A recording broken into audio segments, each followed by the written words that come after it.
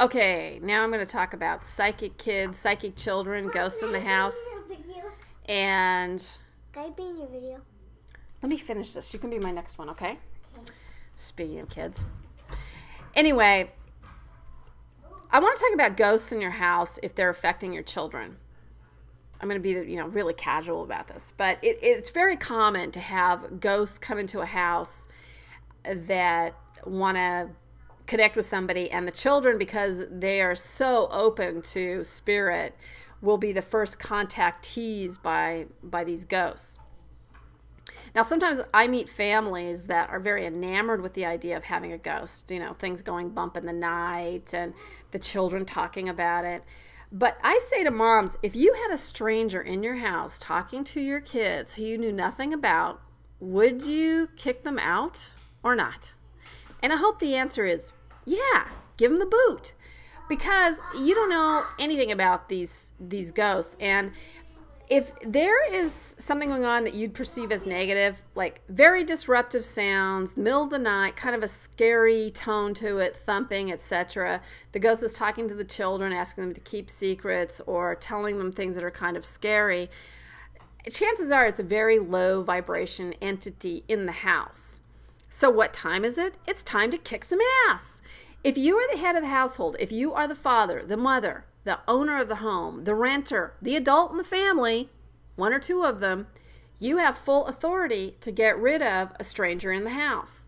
Energetically, you have complete and total authority to get that entity off your property. So, how do you go about it? Well, you can call a Ghostbuster, and many people do, or you can do it yourself.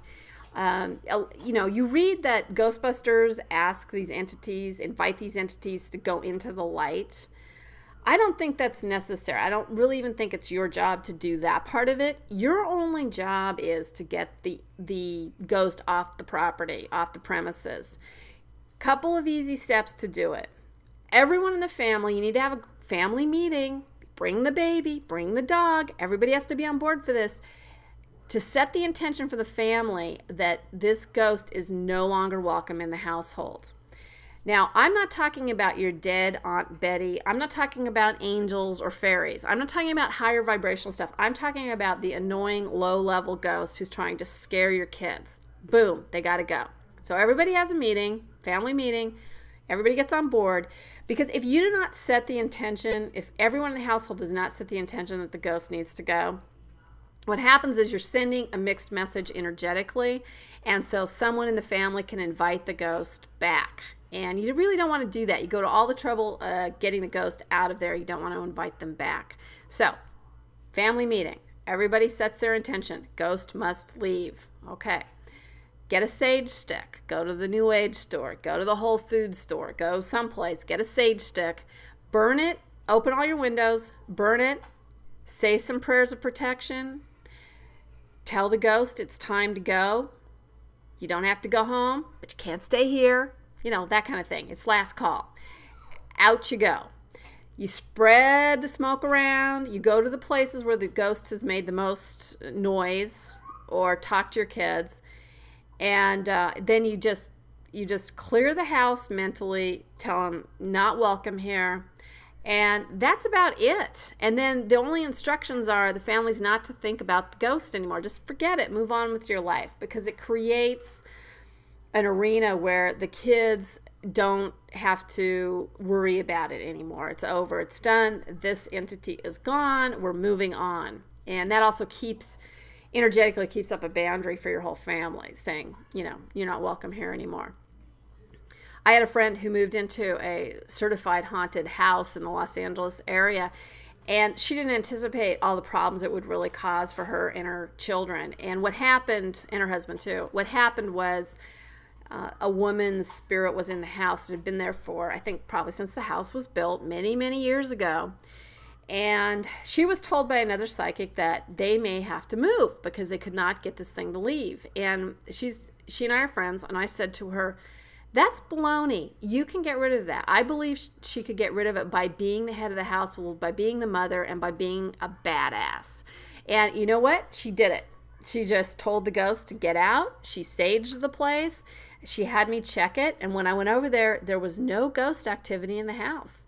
This stuff works. I mean, if you really claim your authority, you can get rid of these entities. It's not that big of an issue. But the thing is not to be enamored with them. It's not a fun thing. I don't think it's a safe or healthy thing for children to be around unfriendly ghosts. Now, let's talk about kids and psychic ability.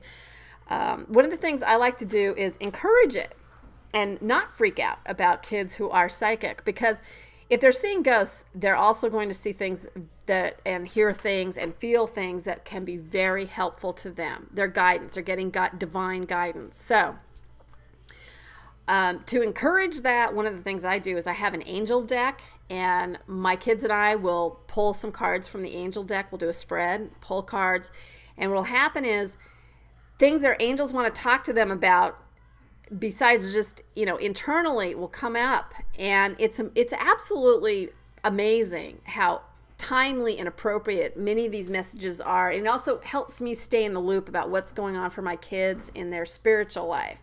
So that's something I suggest doing. Also, just being excited that they're hearing and seeing these messages creates a positive environment for them. And if you create a positive environment, then they are going to blossom with their own intuition and knowing. And also, they are going to pull you with them in learning more about psychic ability. Getting books and figuring this stuff out is really helpful for you and your kids. So in just a minute, buddy. So I would really suggest getting yourself knowledgeable about psychic ability and realizing that the same principles apply to children. I mean, they're clairvoyant, clairaudient, clairsentient.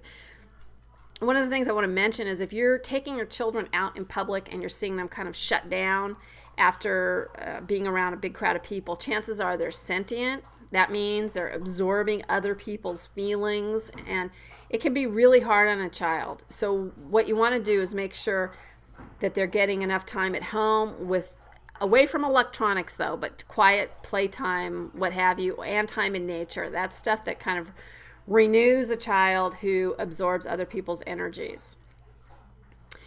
I think it's a real blessing to have children with the gift of being psychic, and I think there's many, many, many children out there right now who are fully psychic, like we probably were when we were kids, but it wasn't as encouraged, obviously, in a lot of families. But I think now there's a new blossoming of this ability. So if you have a psychic child in your life, please just, give them great soil and let them have deep roots, because it's a real amazing, beautiful gift to the entire family. And conversely, if you have a really naughty ghost in your house, give them the boot. All right, that's it. Hang on a second, I'll get Sam. We'll say goodbye. Sammy, come say goodbye. What?